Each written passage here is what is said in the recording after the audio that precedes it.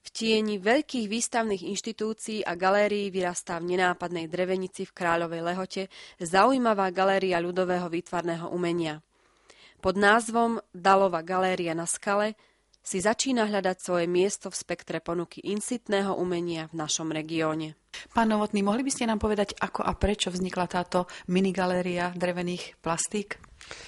No, prvotná myšlienka bola preto, lebo som rezbar a keď som sa presťahoval z Košic na Liptov, tak som hľadal vhodný priestor a našiel som tento domček v Kráľovej Lehote, ktorý bol v dezolátnom stave a som sa rozhodol vlastne, že tu robím tú galériu. Takže preto, lebo som veľký fanúšik rezbarčiny. Tieto všetky plastiky, ktoré sa tu nachádzajú, sú vaše? Nie, poväčšinou sú tu plastiky od rôznych rezbarov. Táto galéria je zároveň aj centrom spolku rezbarov a sú tu diela od viacerých autorov zo Slovenska, ktoré sú prevažne darované. Takže autori, ktorí chcú byť prezentovaní tu v tejto galérii, tak ma oslovia, alebo ja ich oslovím a takto sú prezentovaní a potom hovorím turistom o každom tom autorovi, odkiaľ pochádza, ako sa venuje drevorezbe a tak. Aké motívy spracúvate vo vašich plastikách?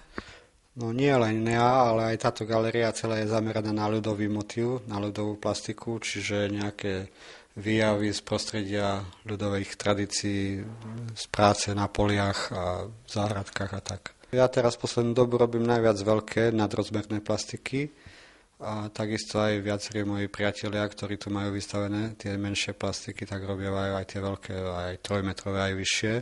Máte prehľad o tom, koľko asi ste už za svoj život urobili plastik?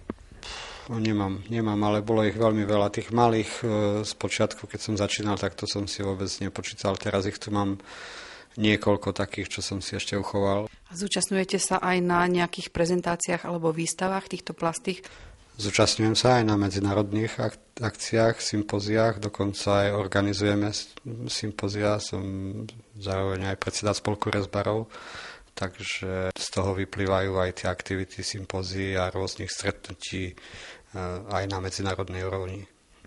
Hneď vedľa vašej galérie je ďalšia rozostávaná drevenica. Čo tu bude? Táto drevenica je v sieti liptovských domov.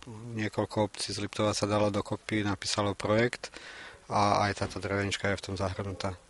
Bude tu informačné stredisko pre turistov a budú sa tu robiť ukážky rezbarských prác, výroby šindly, možno aj kolies a nejaké také rezbarské veci, stolárske.